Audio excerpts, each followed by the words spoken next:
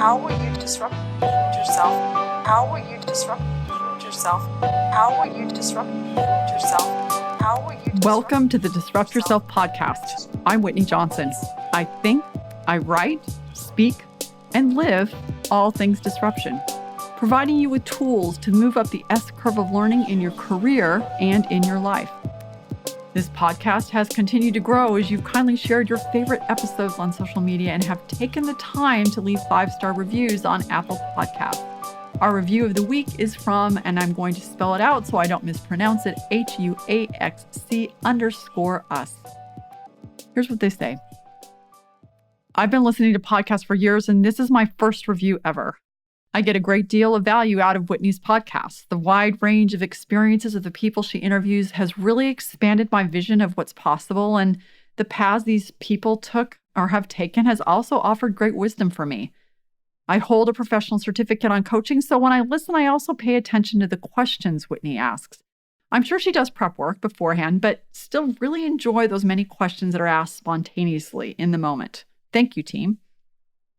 Thank you for that kind review. And yes, acknowledging our team, including Macy and Whitney and Melissa, this particular episode I know for you was a real labor. The end of the year is a time for reflection and looking back at the progress made. We always love taking a look at where we are as a team in our S-curve of learning as podcasters. We like looking back at some of our most popular episodes, which interestingly include the solo episodes. We also love sharing our favorite conversations and the impact that they've had on each of us. As far as our S-curve of learning in the podcast goes, like last year, we're still solidly in the sweet spot. Things are hard, but not too hard. Easy, but not too easy. It's an exciting project, and we've had some amazing conversations that have informed certainly what I'm doing and how I'm coaching and how I'm living my life. And based on the downloads and reviews, many of these episodes seem to have helped you as well, which is so fun for us to see. When it was time, though, to take a look at which conversations to include for the year-end episode, it was extraordinarily hard to choose. We've had some stellar guests this year. So we did kind of the obvious thing. We looked at the numbers and decided to start with our most listened to episode. It was my conversation with author and researcher Brené Brown. Here's a little behind-the-scenes story. The conversation we ended up using for the podcast was actually our second recording session. There were some internet issues due to weather in Brené's hometown of Houston that made it hard to get a clean recording on her first try. Because I followed her work since before publishing Dare Dream Do in 2012, it was really hard for me not to be disappointed when we couldn't record the first time. But as is often the case with something that we're excited about, maybe too excited, I was much more relaxed for the second conversation and really enjoyed the experience. For this episode, we experimented with sharing it on YouTube. It was fun to read in the comments that listeners, especially those of you who have already been following Brené's work, that you were able to hear her share things that she hadn't really talked about in other settings. There were so many parts of this episode that were impactful, but the clip that we're about to play is meaningful to me because it's one of those moments where Brené is talking candidly about an issue she's dealing with in real time. So one of the things that you said, I'm setting you up here, so Get ready. I'm ready. You said, joy is the most vulnerable of all emotions. So what about your work and your life gives you deep joy? I've been thinking about that a lot. I was even going to, it's interesting because I'm coming to this really weird career transition place right now. And so one of the things that I talk about in the Gifts of Imperfection that I need to do my research, heal thyself a little bit right now, is a joy list, like what's going on in your life when you're your happiest. And I came across my joy list a couple of weeks ago and realized I wasn't doing almost anything on it. So I'm cooking, practicing photography, I'm editing photos, I'm making family albums, I'm, in what with the big book would call spiritual condition, like I'm praying and meditating. I'm with my family, I'm near water, I'm hiking, like all of those things bring me intense joy. So when you read the list, you started to make changes is what you're saying. I'm definitely making changes. I think it's interesting because I read your work a lot and I take so much wisdom from it because one of the things, if I look back on the last 3 years, I, like so many people, thought, I think some of these ideas are important. I think they can make the world a better place. How do I scale them? And so I started businesses, and unbelievably, they did really well, and I hated it. Like, I hated it. And we even had investors come and say, how, we want to help you go further, faster. And what I realized in this last, I don't know, maybe 6 months, is that I'm better, more joyful, and my work is more meaningful when I am slower, closer. And so for me, a big business learning for me was I need to find great partners who are scalers and who are further, faster partners. Netflix is a great example. But the way I spend my days has to be about slower, closer. For me, like, when the businesses started taking off, and then it was like, okay, we need to hire an engineering team, and we need to full stack this, and so for me, it's been this really hard transition.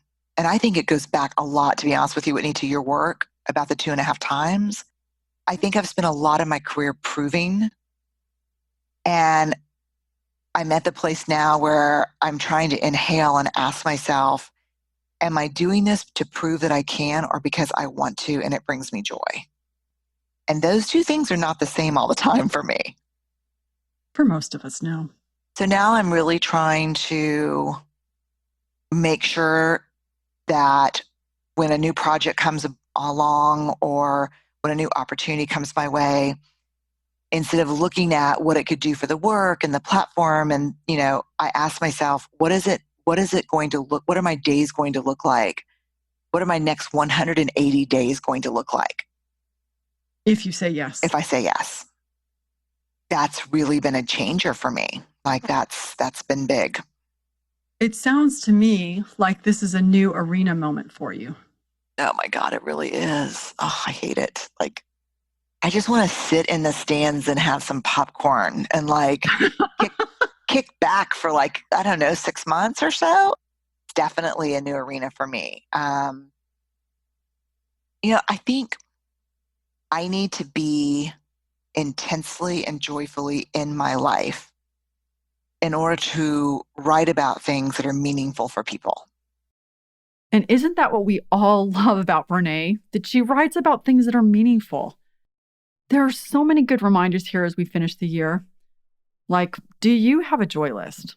And if so, have you looked at it? And before saying yes, think, what are the next 180 days going to look like? Will I be able to do the things I need to do to care for myself, to show up well in those 180 days if I do this thing? Or will I be making a temporary trade-off? It's an important question, and one that I'm asking myself as I plan out the coming year. Our next episode is with James Clear. This episode had a ton of downloads as well, but for me, the episode had a huge impact. I try to pay attention when I find myself talking about, thinking about, coaching on, implementing new ideas from these podcast conversations, and I found myself doing all 4 after interviewing James. I highly recommend his book, Atomic Habits, and I love how many sticky ideas are packed into that book. One of my favorite concepts, perhaps because of my background in finance, is the idea of taking advantage of the compound interest of self-improvement by improving 1% a day. I like to refer to habits as the compound interest of self-improvement. And the reason that I like that phrase is that the same way that money multiplies through compound interest, the effects of your habits multiply as you repeat them over time. So, if you save like $100 for retirement today, that doesn't feel like a whole lot. It's like, well, I can't retire on that. It's easy to dismiss it as not being important. But if you're committed to saving for retirement every month, you turn around a decade or 2 or 3 later, and you start to hit that hockey stick portion of the curve where the compound interest takes off and the returns they're all delayed. And habits are not exactly like that, but man, it feels like that a lot of the time. So as you mentioned, if you look at the math on this, if you can get just 1% better each day, and you do that for an entire year, so 1.01 to the 365th power, you end up 37 times better by the time you get to the end of the year. Similarly, if you get 1% worse, you drive yourself almost all the way down to 0. in the same way that it's easy to dismiss saving a little bit for retirement now or not doing it, habits are very easy to dismiss on any given day. Like what is the difference between eating a burger and fries for lunch or eating a salad and chicken? Like not really a whole lot. Like on any given day, you are like, well, my body looks basically the same in the mirror at the end of the night. The scale hasn't really changed. There isn't really very much to look at there. You just kind of like make these choices and they don't seem like a big deal. And then you turn around one day and it's like, knock, knock, who's there? The consequences of my past decisions. Finally, they start to accumulate 2 or 5 or 10 years later. And so for that reason, I think that it is easy to dismiss, but actually incredibly important. And if you can capture that 1%, if you can make 1% improvements rather than 1% declines, then you'll end up very surprised with how much progress you make in the long run. We had James on the podcast almost a year ago. Because of that conversation, I made a simple goal, a seemingly ridiculous one. I committed to work out 5 minutes a day, increasing my time by 1% each time I exercised, which was initially 6 seconds. Some weeks I exercised 4 to 5 times, others it was only once because of my travel schedule. But even so, a year later, I'm up to 27 minutes. And more importantly, I've adopted the identity of someone who doesn't miss workouts. This episode was our producer Macy Robinson's favorite as well. The idea that by small means, great things are brought to pass applies not only to consequences we want as well as those we may not want was a huge paradigm shift for her and has caused her to make some small day-to-day changes as well. Another episode I found myself referring to quite often this year was my conversation with Donna Hicks. Her work on dignity is so powerful as it relates to how we see one another, interact with one another, and battle our own sense of entitlement. The reason we're having these conflicts is people are feeling like their dignity is being violated. So honestly, I really felt like I touched on a universal human truth and about dignity, that we all want to be treated as if we matter. And we all want to be treated as if we're something of value and worth. And when we're not, number one, conflict ensues, but we just engage in so much suffering around it. I realized, Whitney, that with this word, dignity, that it was one way of addressing these conflicts that people didn't feel embarrassed about. They didn't feel the shame around admitting they'd been treated so badly. It was a way, as I said, of sort of legitimizing their experience. And when they would talk about it, there was something about getting that story out that helped them heal from those indignities. I think that's one of the things that's so powerful about that word, where you just said, if someone says you made me feel bad, I think there's oftentimes a lot of shame around that. But when you can say, and I can feel it when you use that word, is it feels, my dignity has been violated. There's no sense of shame when you say that. Like when I say that, I don't feel it. But when I say you made me feel bad, I do feel a sense of shame, like just those words. And so that's so powerful to me. So can you talk for a moment about, you have the 3 C's of dignity. What are the 3 C's of dignity? When I was teaching my class at Columbia, there was an older woman who came and took the course, and she was an HR executive. She was, in her mid-career, one of these 40-something women who was getting her PhD. And she sat in my class while I was going over all of the dignity material, because it was all about the dignity approach to conflict. And for some reason, she didn't say anything for the first, a couple of hours of the class. And everybody else, all the students are really typically engaged, and they're telling their stories. And so I made a personal note. I thought, okay, I'm going to go up to her during the break and see if everything is okay. So I was planning on doing that, but then right before I took a break, her hand went up and she said, Donna, I'm sitting here. I haven't contributed anything yet because I'm really trying to figure out how I feel about what you're presenting. And she said, first of all, I just feel it's wonderful. It's great, this idea that we all have dignity and it's a part of our inherent value and worth. And she said, now, the problem is, I think dignity is bigger than you think it is. She says, it's way bigger. And I said, well, tell us, please help us explain to everybody. And she said, well, you're focusing on individual dignity and how we all have inherent value and worth. But she said, honestly, I think of it this way. She said, I think dignity was given to us in a sacred trust when we were born. And it is our duty to be the guardians of dignity, not just our own dignity, but the dignity of everyone. We have to be the caretakers. We have to be so careful to protect each other's dignity. And she said, and also, so it's not just about my dignity and the dignity of others, but it's also about the dignity of something greater than ourselves, something bigger, something that it's the dignity of the greater good. And so she said that, and I just was, it was just astonishing insight. I thought it was such deep wisdom. And that, that led, and then she said, and, Donnie, it was given to us in a sacred trust. And she said, to tell you the truth, it's so big that I think that it's about life itself. It's dignity. Life has dignity in all different manifestations. And we have to educate ourselves about how to get along in the world in a way where we are all the guardians of that bigger dignity. So, okay, you can imagine how I felt after that. It was such a powerful intervention that she made. And after months thinking about her intervention, I decided that dignity was about dignity consciousness. If you wanted to achieve dignity consciousness and really understand dignity, that it was about three things. It's about connection, connection, and connection.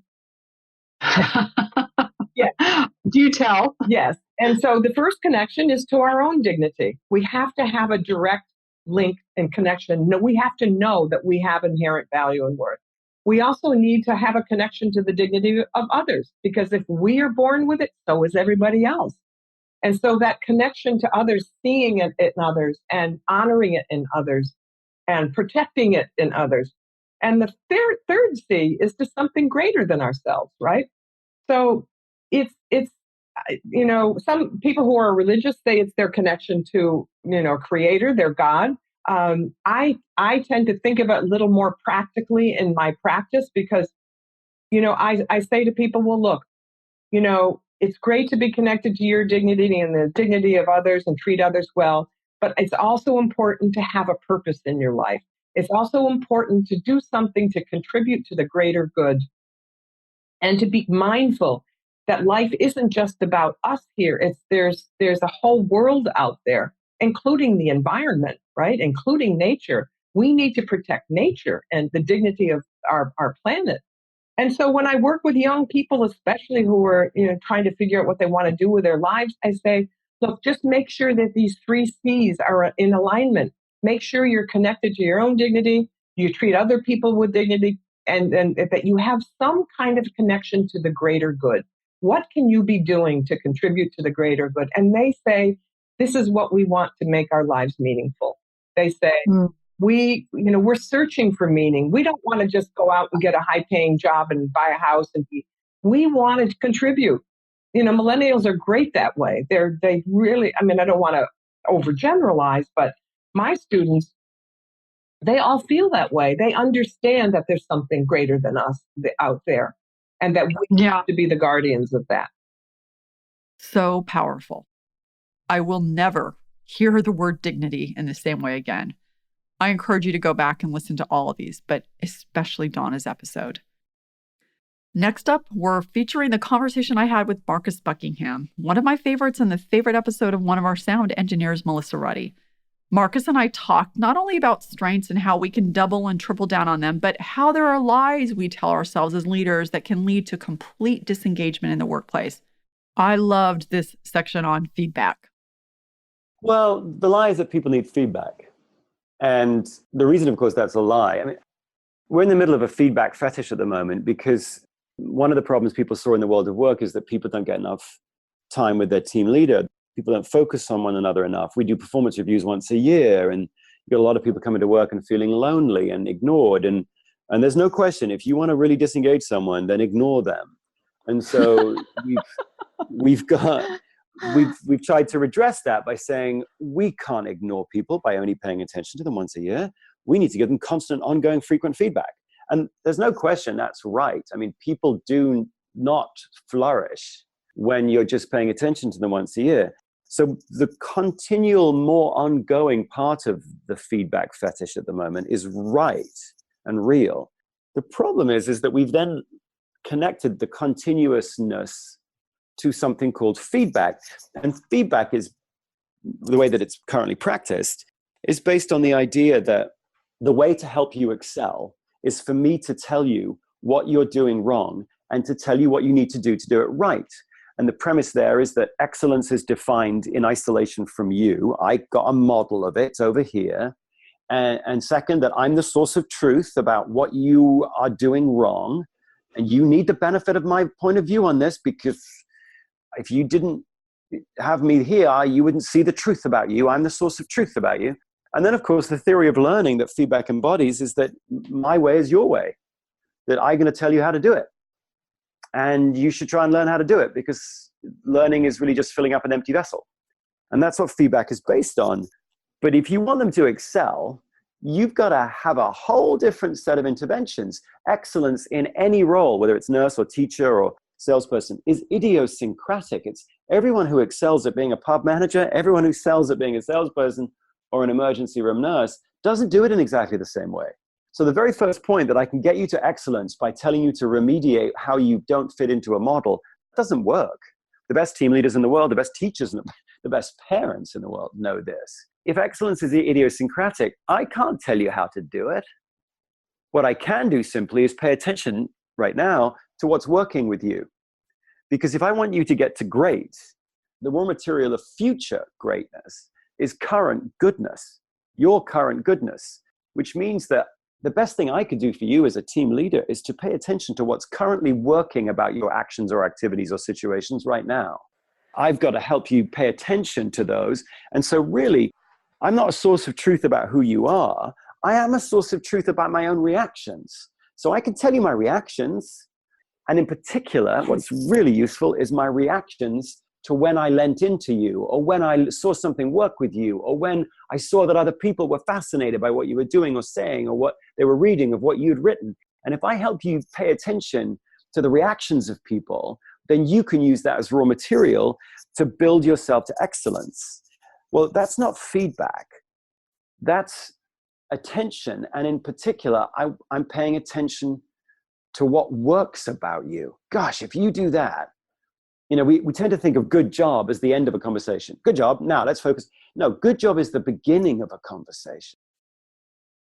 As a ramp up to the re-release of Disrupt Yourself, our weekly interviews leading up to the publication date focused on each of the 7 accelerants of disruption. Our interview on battling entitlement featured Buster Scher. He's built a huge multimedia platform called Hoops Nation. He regularly rubs shoulders with and is hired by NBA players and hip-hop legends. The conversation was fun, challenging, and inspiring. So most people have naysayers in their life, unfortunately, and they're either people in their life or in their own head who say, you can't do that. What does that look like for you, and how do you manage those naysayers?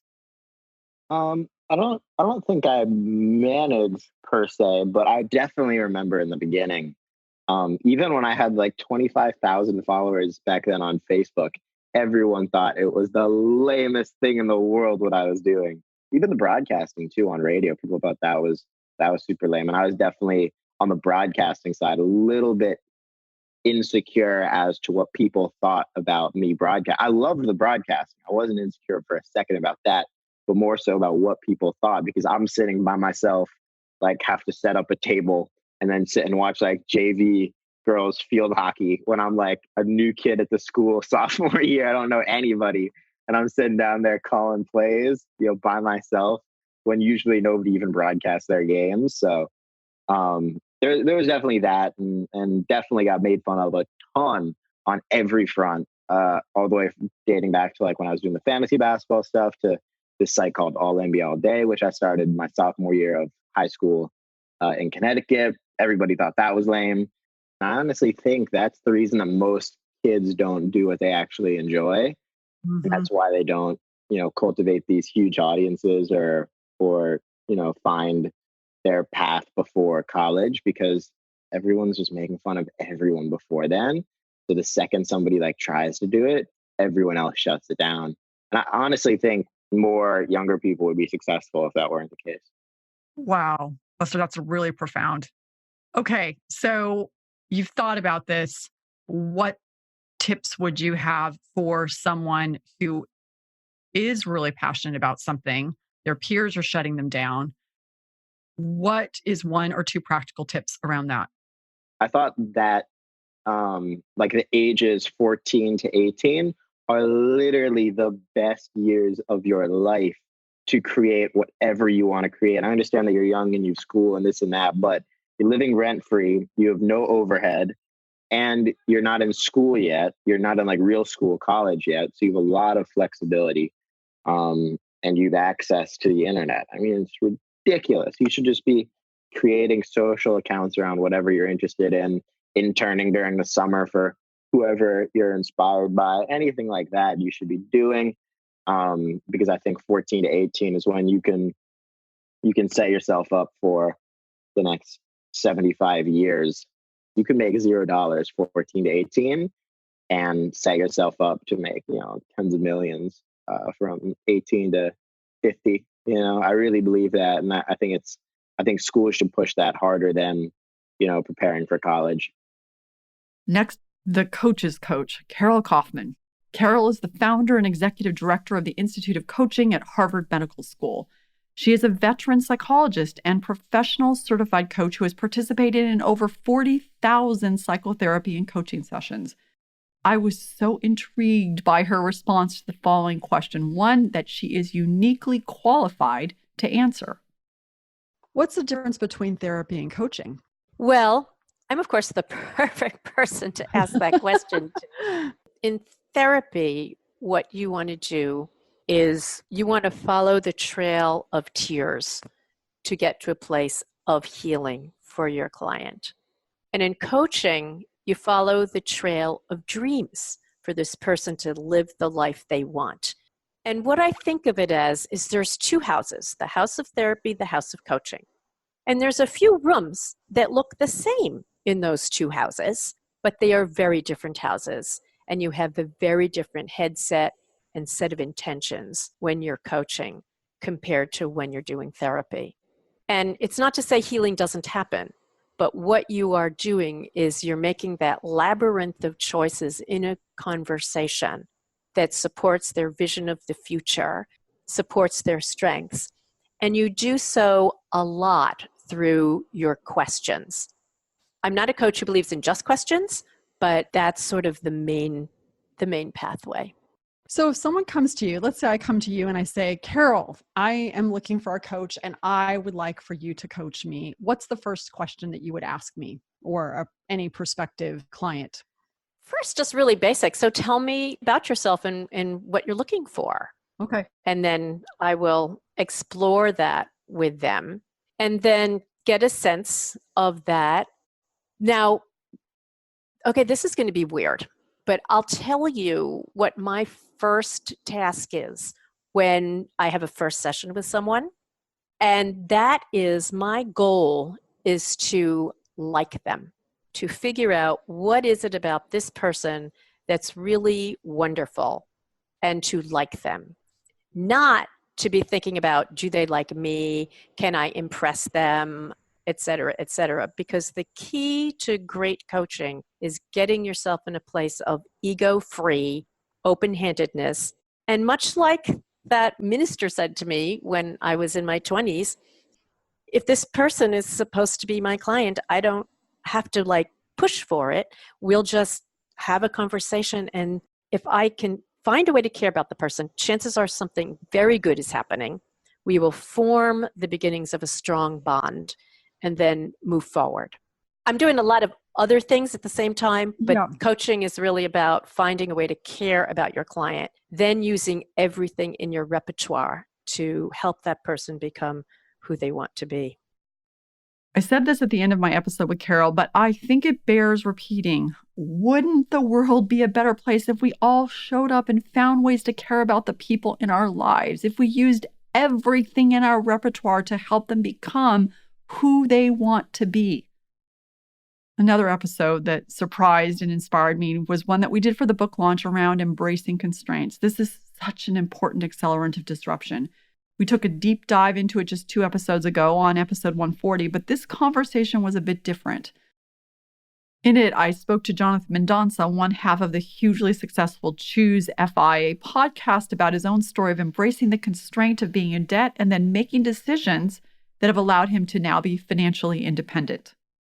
So like as an extreme example, I know individuals, because they look at the math and they look at what makes up the vast majority of what my life cost, they were able to optimize that. So for instance, if you look at someone on a median to lower income, 50% of their lifestyle goes to rent, or housing, transportation, and food. That easily makes up 50% of the pie chart. So what if you could blow that up? Now, the other half of this is if you're making $15 an hour, it would be silly to only focus on the frugality piece. What does it look like to earn more? Literally being willing to give yourself permission to ask the question can allow you to make more. And the answer may be, well, I need to learn this skill set. I need to market myself this way. I need to network. I need to, but just quite literally being willing to ask the question and then look for the information that serves that up. If you're not looking for this information, you just won't find it. So I'm convinced that increasing your zone of awareness opens up the world to you. And I have individuals in the community that, hey, they started out at $15 an hour and then they got that opportunity to move out of the call center to go then work in the tech department. And there's strategies that you can look at, but you have to see that someone else who's been in your position has figured out a way to change the outcome. I think very few of us are trailblazers, but we can follow a path that someone else has marked. And that's the key. Increase your zone of awareness and find out what other people have done. Because there is somebody that has had it objectively worse than you have had it. And the encouraging point is many of those people have figured out a way to overcome. And we can learn from that, and we should be learning from that. Finally, though I'm often meeting my guests for the first time when I speak with them on the podcast, I've had the chance this year to interview some good friends. It's a little tricky to prepare for these interviews since I know them well, because I want to also make sure I'm asking questions that allow you to be a part of the conversation.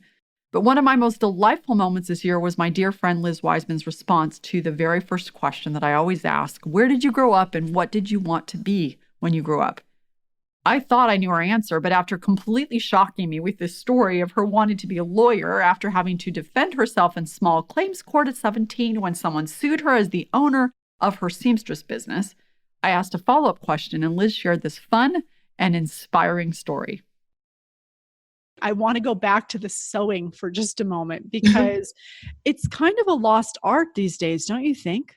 Well, it really is. And for me, this was like my first, and it's still my sort of dearest creative expression. Sometimes people ask, I've written a number of books, and people ask like, oh, did you want to be a writer when you were a kid? I'm like, no, I think I just wanted to be a creator. Like, I write books because I need to create. And when I'm not in book writing mode, I actually have to find something to do. Brene Brown is the same way. Brene and I were talking about this once, that as soon as she's done with the book project, she starts redecorating her house. And I'm the same thing. It's like, I've been in this creative mode and I need to make stuff. Yeah. But yeah, no, I've sewn a lot of things. In fact, I actually once melted a woman's wedding gown 4 days before her wedding, which has been perhaps like the biggest mistake I've ever made in my entire career, was at 17 years old. That was a doozy. You melted a wedding gown? How does one even melt a wedding gown? Well, it really stems from my, I'm as impatient as I am creative. So I got this job sewing. And so I felt like my job was to sew. So this woman had come in, and she was this little bitty size 6 woman who had fallen in love with this size 12 wedding gown. And it was a discontinued gown. It couldn't be ordered. And so I got assigned the alterations job, and I did it. And I had to completely reconstruct this gown, and it was beautiful. It was perfect. She came in, she tried it on, it was great. So that was a couple months before her wedding. She came back 4 days before her wedding to pick up the gown. And the people in the front of the store called back to me because I was like in the cave, where I would do my sewing. And they asked if the gown was pressed and ready. I hated pressing gowns, but I felt like it wasn't my job to press the gowns. I felt that was anyway, I just didn't feel like that was my job. So they said, hey, the gown needs to be pressed. So I put that gown on the ironing board and I went to press it. And I'm kind of one of these people who just like irons everything on high. And what I vary is the amount of time. Well, anyway, so I put this hot iron onto the bodice of this woman's wedding gown. And I watched as it shriveled instantly. Because this was the 80s, Whitney. So this is like polyester, is the fabric du jour. And it just like melted a hole through the bodice. And, if anyone's listening who doesn't know what a bodice is, like that's the central part. That's like covers the essentials. Yeah, and so I'm now staring at this gown and her wedding's in 4 days and I've melted a hole in this one-of-a-kind dress. And I tell you, like, I think that's where I really learned how do you fix mistakes, because there was no hiding this. I'm not a very good liar, but there's no lie that I could have come up with that would have covered this one up. And so I just walked out and when I told her name's Kathy, and I still love her to this day. It's like, Kathy, I just melted a hole in your wedding gown and it's really bad. And her eyes are getting big. And I said, but I will fix it. I said, come back in 2 days and it will be perfect. And so I then had to rebuild this dress, but like, I don't know, somehow that experience impressed on me this idea of like, when you screw something up, just claim it right away. Right. Like claim it, claim the whole thing, fix it fast, and don't be so much of a prima donna. Like, what did she do when you said it? So when you said, I'll fix it, how did she respond to you? This was what was so deeply impressed on me, was how she responded, because for sure she should have punched me. I mean, it still blows me away that she didn't go bridezilla and scream, because I really kind of deserved it. She looked at me, she was alarmed, and then she said, you can fix it, can't you? See, and I had just a little bit of a track record with her. Because she knew I had taken this dress from 12 to 6 and it was perfect. It was just fantastic on her. And she just like said, tell me you can fix this. And I'm like, you know what, Kathy, I will fix it. Mind you, I'm 17. I'm a high school kid. I had to drive around to every fabric store in the South Bay trying to find fabric and lace and beading that would match this. But I just said, you know what, I will fix it. And then I did. And it looked great. Fascinating. Her confidence in me, I think, was a mirror of my confidence in myself that I somehow summoned in the moment. I love that. It's a worthy goal. Always finding a way to summon the confidence you need to make the impossible happen. As we close, we'll finish up with a first for Disrupt Yourself, a mashup created as a result of my conversation with composer Steven Nelson, an episode which was a favorite of our sound engineer, Whitney Job. Steven graciously agreed to let me put him on the spot and combined two of my favorite songs, Isn't She Lovely and Do Re Mi. So that will be a fun challenge for me.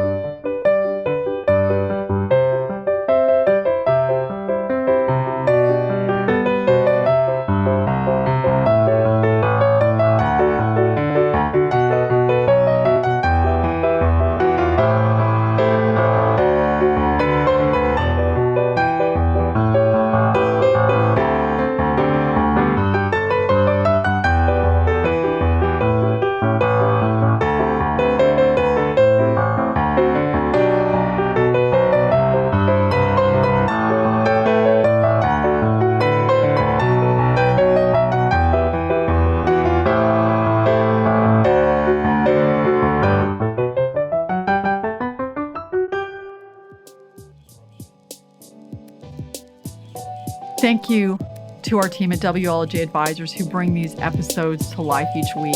This includes our sound engineers, Whitney Job and Melissa Ruddy, manager, editor, Macy Robison, content contributors, Emily Davis and Nancy Wilson, and art director, Brandon Jameson. And thank you to you, each one of you, for listening. I'm Whitney Johnson, and this is Disrupt Yourself in 2020. Here we come. Disrupt.